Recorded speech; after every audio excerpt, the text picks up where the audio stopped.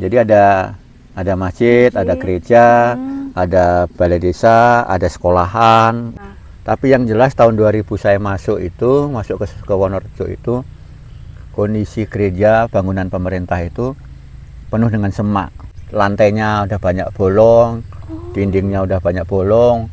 Bahkan di salah satu sudut bangunan itu kayaknya bekas kebakar. Kenapa akhirnya di sini saya bertani? Itu sebenarnya berangkat dari sekolah, ditambah juga pengetahuan dari buku. Tapi ya backgroundnya saya nggak ada background bertani. Jadi kalau keluarga saya di Jawa sana tahu saya bertani di sini, ya mereka ketawa itu. Mikul benih itu aja. Orang Jawa kan mikul benih kan begini kan, lurus gini kan. Saya malang kayak monyet itu.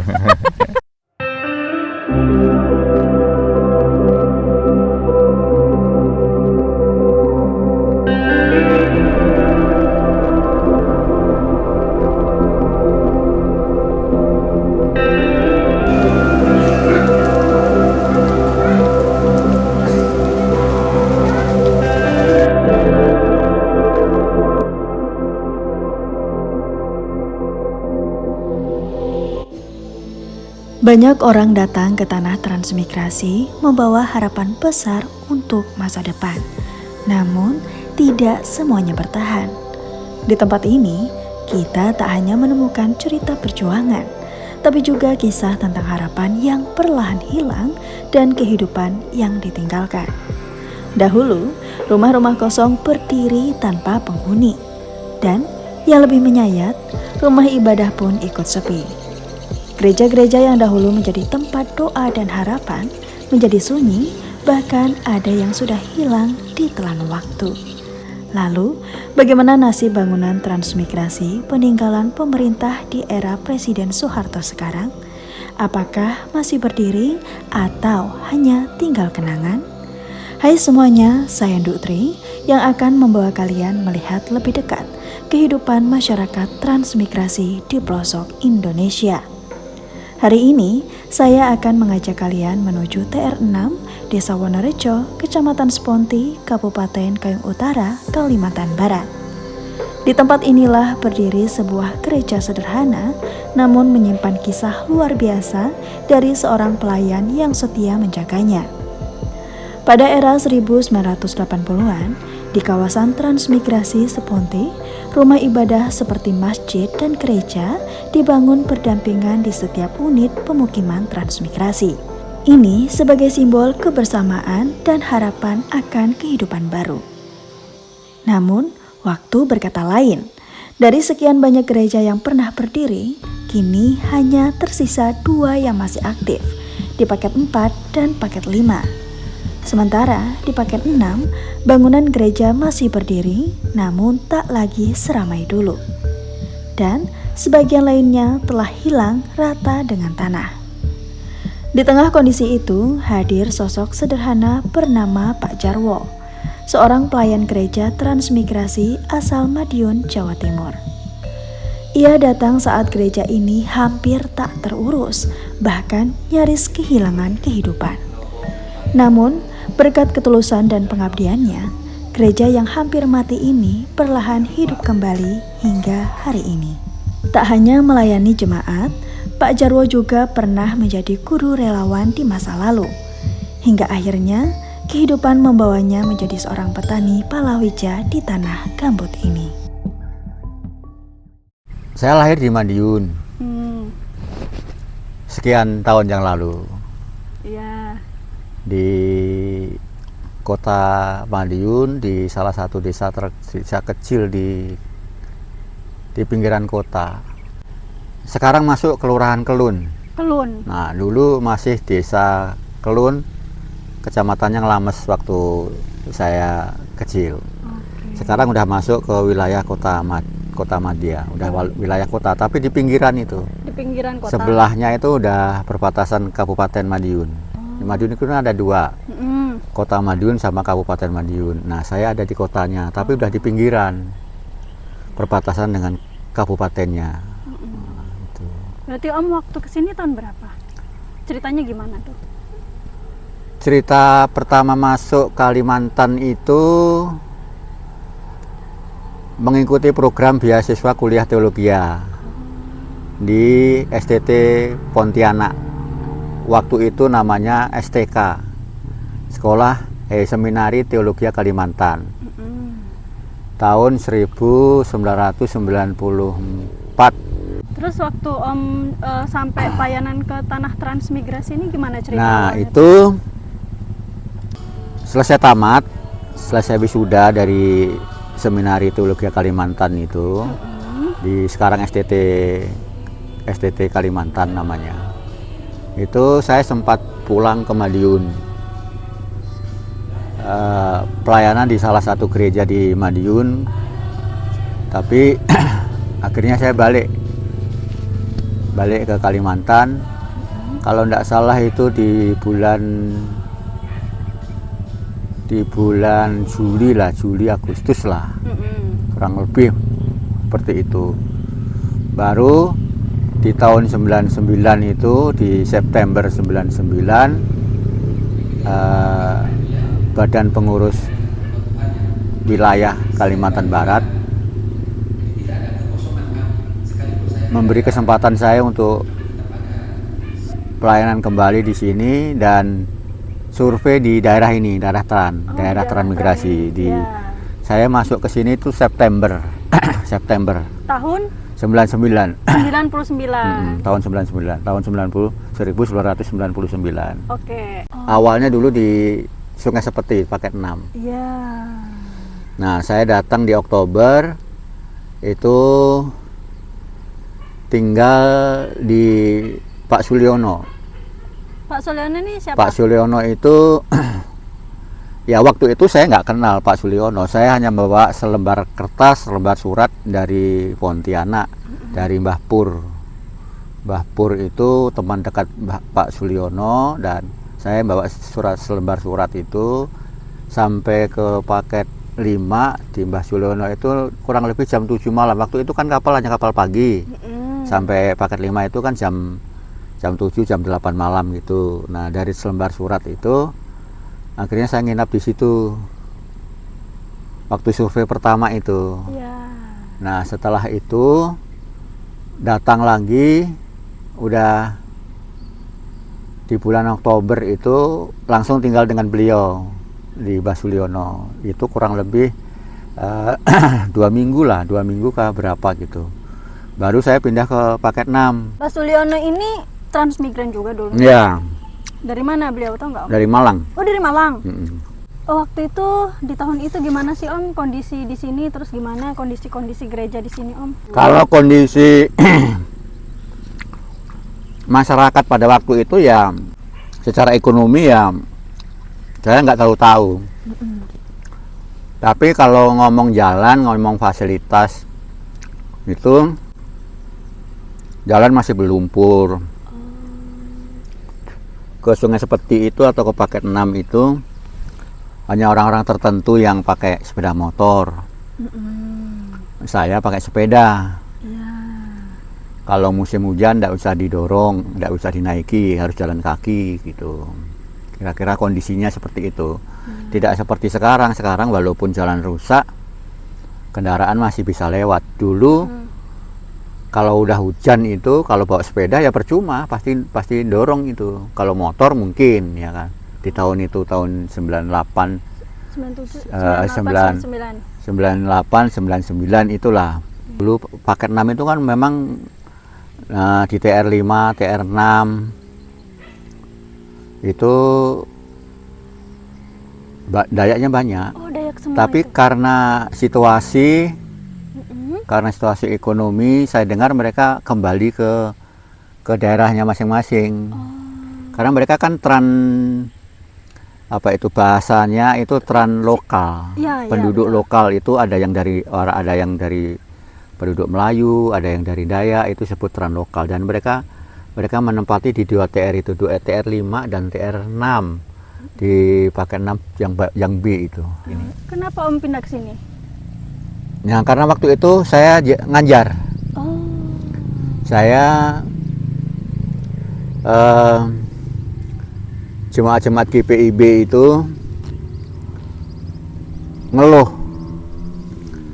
ngeluhnya anak-anak yang sekolah di SMP 1 itu, SMP 1 Seponti itu, waktu itu namanya SMP 1 Teluk Batang, itu ndak ada guru, ndak ada yang ngajar agama.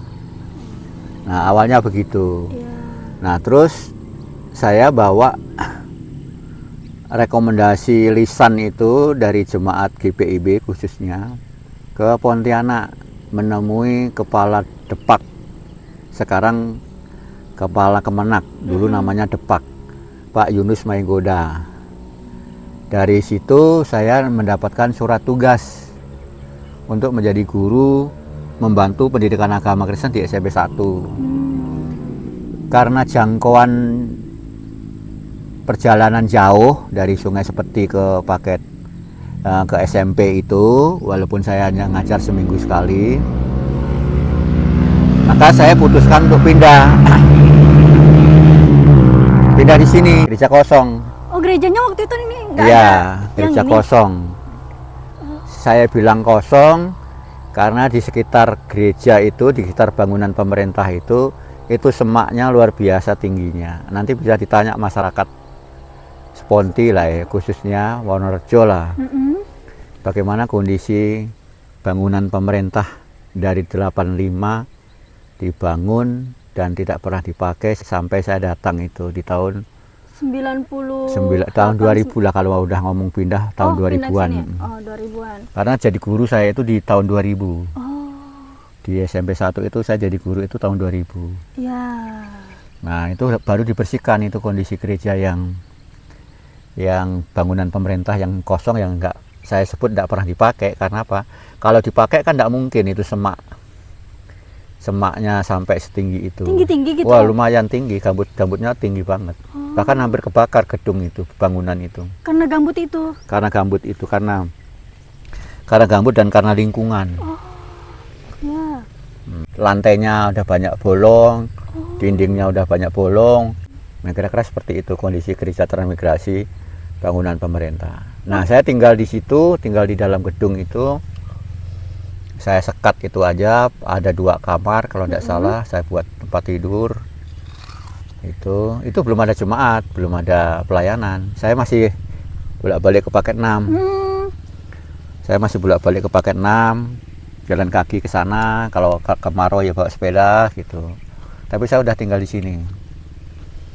Oh, jadi dulu tuh gerejanya udah nggak bisa ditempati? Nggak bisa ditempati, kita di dalam aja takut-takut. Karena mau roboh? Mau roboh, goyang gitu. Kita manjat, nggak berani. Bangunan dulu kan terlalu tinggi.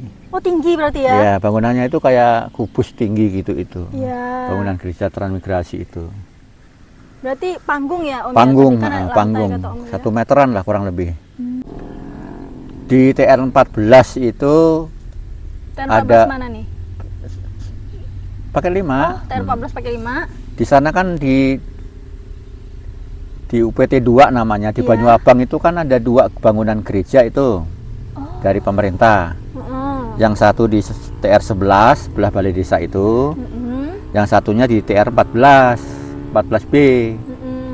Nah, saya dengar di TR14 itu pernah ada pelayanan Katolik di daerah itu, karena memang umatnya yang ada di UPT 9 dan di Telaga Arum itu saya dengar waktu itu banyak yang Katolik.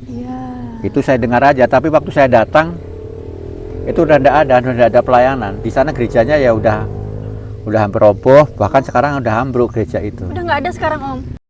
Bangunannya tidak ada, tapi tanahnya masih. Iya. Tanahnya saya dengar masih, tapi bangunannya ambruk dah. Termasuk yang di TR14.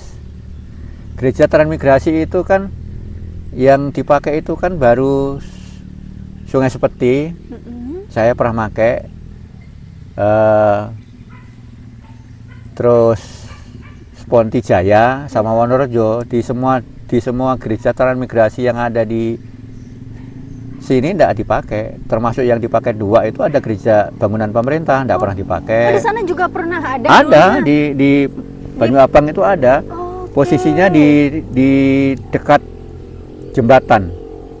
Jembatan yang Ya, mana tuh? jembatan panjang Oh, itu. yang jembatan kedua. Ya, jembatan kedua. Di sebelahnya itu dulu gereja. Oh iya. Termasuk yang di paket 3 nggak pernah dipakai. Saya dengar paket itu. 3 juga ada dulu? Di setiap desa itu gereja dibangun pemerintah itu ada. Iya. Sampai ke paket 11 sana. Kayaknya semuanya. Semua ada bangunan pemerintah. Oh, berarti bangunan rumah ibadah seperti masjid dan gereja itu Ya, sudah lengkap gitu ya? disiapkan oleh pemerintah. Dan selalu tempatnya itu berdampingan, gereja, masjid, terus sebelahnya itu fasilitas umum, ada sekolahan, ada kantor desa gitu. Iya. Semua begitu. Berarti berdekatan gitu Iya, ya? berdekatan. Mm-mm. Semua yang disiapkan oleh pemerintah itu seperti itu konsepnya. Dulu berapa Om gajinya Om sebagai guru agama di situ? Selama saya ngajar di guru agama di tahun 2000 sampai tahun 2002 itu relawan, tidak ada gaji. Bukan guru tetap gitu ya? Bukan, guru honor. Di surat tugas yang saya terima dari Pak Yunus Maenggoda itu di sana tenaga relawan. Jadi tidak ada gaji, Iya. tidak ada honor. Relawan guru gitu ya Om ya? Iya. Pemerintah tidak menyiapkan gaji gitu bahasanya. Saya dapat 50.000, honor saya dapat 50.000 itu di tahun 2002. Itu pun saya harus nambah jam ngajar. Untuk dapatkan 50.000 itu? Iya. Saya harus tambah jam ngajar karena Iya. saya nggak ada pengetahuan apapun di ilmu itu kan. Iya, ilmu yang lain Nah. maksudnya gitu ya? Saya dapat muatan lokal. Oh, Awalnya saya ngajar di kelas 2, kelas Iya. 8 sekarang, mm-mm. budidaya pertanian. Oh, Nah, dapat 50.000 itu saya tambah itu. berarti dapat 50.000 itu Om sebagai pengajar agama Kristen dan Iya. sebagai pengajar muatan lokal. Muatan lokal kelas 2, Kelas kelas 2. 8. Kelas 8 aja waktu itu ya? Ya, tahun 2002. Itu tentang pertanian? Tentang pertanian, tentang budidaya pertanian waktu itu ya materinya itu nanas, jagung, terus ya itulah materi-materi itulah. Oh, yang- materi untuk pertanian palawija gitu Ya, Om ya? cabai. Sekarang saya lihat nih Om punya kebun palawija nih, kok bisa terinspirasi menjadi petani itu dari mana Om? Apakah dulu Om punya background sebagai petani waktu kesini? Bekerja sebagai petani pernah. Ya, nyangkul pernah di Jawa. Tapi pengetahuan tidak ada. Hanya tenaga kasar aja kalau lagi musim panen ya bawon, derep. Kalau lagi musim nanam ya kadang kerja nyangkul, tapi kadang banyak endaknya. Karena memang tenaga saya belum laku waktu itu. Ya. Belum laku karena memang tidak bisa kerja nyangkul gitu. Itu jadi kenapa akhirnya di sini saya bertani itu sebenarnya berangkat dari sekolah. Di sekolah itu kan di tahun 2000, mulai tahun 2002 lah ya, tahun 2002 saya ngajar itu, ngajar muatan lokal itu kan praktek dengan anak-anak.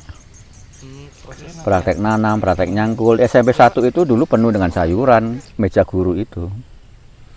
Nanti bisa dicek alumni tahun 2002, 2003, 2004, 2005. Ya. Nah, itu dicek. Mereka punya pengalaman nanam dan hasilnya itu ya ke guru, ke meja guru itu, gratis itu. Nah, di situ pada akhirnya saya juga pengen nanam sendiri gitu. Saya pengen nanam sendiri di rumah. Nah, mulailah saya berkebun, belajar bertani gitu. Dibantu dengan Pak Warno yang sampai hari ini masih kerja dengan saya itu Dari kan tahun 2000-an itu ya? ya pokoknya tahun 2000 sejak saya praktek sendiri di rumah lah itu Pak Warno itu teman, itu pekerja, itu mentor, itu teman, itu guru, itu Pak Warno itu. Jadi apapun kami diskusi, mau nanam cabai diskusi, mau nanam apapun diskusi gitu. Ditambah juga pengetahuan dari buku. Tapi ya backgroundnya saya nggak ada background bertani. Jadi kalau keluarga saya di Jawa sana tahu saya bertani di sini, ya mereka ketawa itu, dasarmu apa gitu. Karena memang pemalas, di Jawanya pemalas. Kerjanya suka di proyek itu, kuli bangunan itu. Sebelum saya kuliah di Pontianak tahun 94 itu kan kerjaan saya kan kuli bangunan, proyek. Jadi nggak pernah Bertani, nggak pernah. bertani. Kalau toh Anda ya buruh itu tadi, tukang nyangkul, itu pun orang lain belum tentu mau menyuruh nyangkul itu. Kenapa? Karena memang tidak ada dasar, tidak bisa nyangkul. Mikul benih itu aja. Orang Jawa kan mikul benih kan begini kan, Iya. lurus gini kan. Saya malang kayak monyet itu. Oh, harusnya begini. Harusnya kan gini orang Jawa. Mana ada orang Jawa mikul kayu melintang begini ini. Tidak ada. Orang Jawa mikulnya gini depan. Iya. Jadi ke arah ke depan itu. Jadi anunya di sini. Pikulannya itu di sini. Tangan ini pegang. Kalau dia mikulnya di sini, tangan kiri pegang. Nah, saya enggak, saya melintang gini ini. Karena emang enggak bisa gitu. Enggak ada dasar. Iya. Ini kemarin sebenarnya rencananya ini ada mulsa. Awalnya mau dipasang mulsa. Ya, cuma karena kita kemarau 2 minggu enggak ada hujan itu, ini kan Iya. hampir enggak dirawat ini. Ini hampir enggak dirawat ini, udah menyerah karena enggak ada hujan 2 minggu. Tanah ini kalau hujan lebat ini banjir. Iya. Kalau ndak hujan 2 minggu itu keringnya luar biasa tanah gambut ini. Ini tanah ini merepotkan ini. Makanya saya pilih ada rumput. Oke. Jadi rumput ini untuk menahan air. Setidak-tidaknya paritnya penuh rumput. Oh, baik. Nah, kenapa ndak dibersihkan? Ya karena ini untuk menahan air. Makanya ini keuntungan yang kerja. Kalau nanti sudah tinggi begini ini, waktunya merumput, dia ngarit di sini ini. Gitu. Sebenarnya tidak perlu tidak dibawa pulang pun bisa. Ini dipakai untuk nimbun itu kayak yang sebelah itu. Nah, kayak itu. Ya. Itu hasil laritan itu taruh di sini untuk mulsa. Mulsa Baik. organik bisa. Oh, Cuma jadi- karena yang kerja itu punya ternak, jadi ya biarlah mereka yang bawa. Kreatif banget ya Om. Jadi rumput-rumput ini malah dijadikan mulsa organik dan bisa juga jadi pupuk kayaknya Ya Om itu. ya. Nah, itu sampai sana itu kan tutup Ditutup mulsa ini. organik itu. Oh, oke. Wah, mantap ya. Jadi ini Om punya cabai berapa batang di sini? Wah, ya, kalau jumlahnya saya tidak tahu. Ya. Tapi yang jelas ini semaian 20 gram itu gagal. Udah berapa kali panen nih Om? Baru kemarin. Perdana jadinya. Baru kemarin yang perdana kemarin. Dapat berapa banyak itu Om? 30 kilo. 31, berapa kemarin? Tapi dihitung 30 kilo karena kondisi basah kan, pagi hujan. Itu dapat berapa Om kemarin? Harga kemarin? Ya. Harga kemarin 82. 82 tuh termasuk tinggi nggak kalau di sini Om? Saya beberapa kali pernah panen 82. Tapi jumlahnya nggak sebanyak sekarang. Ya. Karena saya nanam cabai ini kan tidak hanya sekarang. Dulu cabai lokal itu lebih enak daripada cabai ini. Kenapa? Kalau cabai lokal bisa tumpang sari dengan timun. Oh. Kok ini cabai apa ini? Ini cabai hibrida ini. Jadi nggak bisa. Ilmu saya belum mencukupi. Oke. Dan praktek saya belum banyak. Saya praktek sekali gagal, terus saya nggak mau nyoba lagi. Karena jarak tanaman timun itu harus diatur kalau memang mau tumpang sari. Saya kan nanam timun kan 40 cm. Jadi kalau mau kayak gitu berarti harus perluas lahan. Nah, itu dibuat jaraknya itu. Jadi Cabai lokal itu lebih gampang dalam kondisi tanaman seperti ini. Nanti selesai mupuk, cabainya ditanam. Nanti cabenya tinggi-tinggi itu, cabai lokal. Oh, cabai lokal tuh yang tinggi-tinggi. Iya, Oke. itu karena di bawah pohon dia, di bawah pohon ini. Nanti begitu tanaman ini selesai, tanaman timun ini selesai, cabenya Sudah tumbuh, tumbuh tinggi. tinggal merawat gitu. Kalau cabai yang begini ini baru beberapa kali aja. Dan ini yang banyak karena sebelumnya itu tidak sebanyak ini. Tanah itunya, buahnya. Buahnya tidak sebanyak ini. Oh. Karena cabai itu kan gampang-gampang susah. Ya, Ini termasuk sukses. ya dibilang sukses belum juga karena ini kan uji coba kemarin tanaman Yang jagung saya tanami tumpang sari ini. itu Ini kan? kan tidak nambah pupuk kandang ini. Plus kan ini pernah sebelum cabai ini pernah tanaman terong. terong. Oke. Terong hijau itu. Ya. Yang tahun kemarin itu. Nah, dari terong dibongkar tanam jagung, dari jagung ke sini. Nah, jumlah pupuk yang diberikan itu solid dari PT Kap itu 3 dam. 3 DT itu. Ya, dan truk ya. Mas. Ya, terus ditambah pupuk kandang itu kurang lebih 50-an, 50-60 karung. Ditambah humus stakingan itu, humus gambut itu. Iya. Itu. Tapi waktu ini ditanami cabai yang sekarang ini tidak nambah pupuk kandang.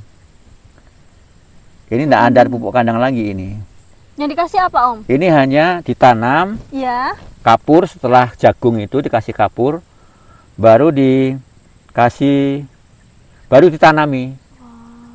Setelah itu dikasih NPK Mutiara. Itu aja ya. Baru urea. Itu aja pupuknya. Jadi pupuk kandangnya ini pupuk kandang ini sudah pernah diberikan waktu tanaman terong. Oke. Tapi cabai ini tidak pakai pupuk kandang ini. Iya. Om, biasanya kalau cabai ini berapa kali panen sih, Om? Nah, itu yang saya belum punya banyak pengalaman. Oke. Karena cabai itu tergantung perawatan. Musuh yang paling berat itu kan patek. Pate. Ya, yang menyerang penyakit yang menyerang cabai. Kalau mampu mengatasi itu, mungkin bisa berkali-kali. Berapa kali itu? Nah, caranya? saya belum ada pengalaman banyak. Karena selama ini saya selalu gagal dengan cabai ini. Dengan cabai ini. Kalau Ya. cabai itu lokal? Cabai lokal, karena dulu konsepnya tumpang sari, sering panen dulu. Sering panen, sering hasil. Walaupun harga nggak seperti sekarang 80, paling tinggi ya dulu 35, 25 gitu. Oke. Saya mau coba ngulang yang ini, yang pernah saya tanami terong di sini. Kalau waktu itu sih saya perdana nanam terong sekitar 1.200, jumlahnya itu ya itu hitungannya berhasil kalau pengetahuan saya, karena perdana saya belum pernah nanam terong. Sebelumnya. Belum pernah, baru tahun kemarin itu. Berapa dapatnya, Om, waktu itu, Om? Waduh, dapatnya banyak. Tapi yang jelas harga terendah 10.000. 10.000 yang terendah itu ya. Harga tertinggi 18. Wow. Sekarang terong 22, 20. Oh, makanya Om mau coba lagi nih terongnya. Coba lagi. Oh. Gitu. Dan itu konsepnya sama. Nanti selesai terong, saya tanami jagung. Ya. Selesai jagung nanti balik lagi ke cabai. Dan sama juga pakai ini juga, Om, kalau terong. Iya, sama nanti. Saya pakai ini. Nggak pakai mulsa ya. Nggak. Pakai ini, tetap Saya pakai pakai rumput rumput begini aja. ya. Wow. Kenapa? Karena ini menguntungkan kesana kemari. Yang kerja dia ndak perlu repot ngarit. Gitu. Kalau rumput gini ada hama-hamanya nggak sih, Om, untuk tanaman selama ini? Paling ya dia menyerap pupuk yang kita berikan aja. Oh, itu aja. Lagian kan ini kan ada di sampingnya. Untuk Pupuk pakan rumput ternak. ini kan ada di sampingnya, bukan di tajuk tanaman. Tajuk tanamannya tidak ada rumputnya. Oke. Kalau ke sini tuh biasa. Ini hanya di sampingnya aja, di tanggul-tanggulnya. Saya udah biasa. Jadi yang termasuk sukses tuh terongnya Om. Ya, perdana kemarin, tahun kemarin. Jumlah duitnya Berapa dapatnya tuh? saya nggak kemarin karena pemula ya, Iya. saya nggak ngitung. Oh, ada nggak puluhan? Lewat. Lewat. Lewat. Oh, itu sekali panen atau gimana Om? Pernah sekali panen dapat 300 kilo. Wow. Pernah dapat 400. 400 kilo sekali panen. Heeh. Cuma karena perawatannya yang kalah karena bersamaan dengan pare di sini. Iya. Ini kan timun ini kan bekas pare nih. Iya. Tanamnya bareng pare dan terong. Terong. Jadi hamanya saya nggak mampu kendalikan. Jadi seperti itulah cerita Pak Jarwo dari Madiun, Jawa Timur yang menjadi pelayan gereja transmigrasi di tanah ini dan juga sebagai guru relawan dan sebagai petani di tanah gambut pelosok Kalimantan. Dan ini hasil perkebunan beliau, jadi rumput-rumputnya dibiarkan hidup berdampingan dengan tanaman cabai untuk menjaga keseimbangan tanah di area tersebut. Menurut kalian bagaimana video kita hari ini? Coba tuliskan pendapat kalian di kolom komentar ya. 100 buah.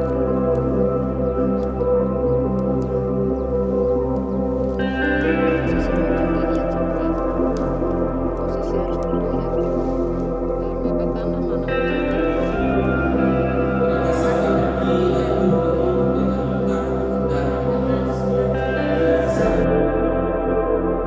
Jadi seperti inilah kisah perjalanan gereja transmigrasi era Presiden Soeharto di pedalaman Kalimantan.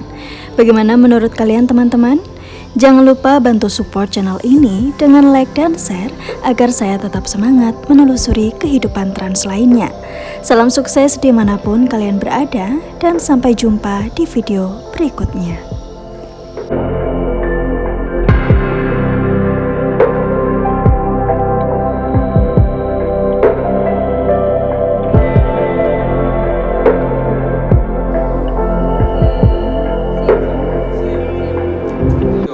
Yang favorit gitu pasti dicari nih, ini ada ndak umbut?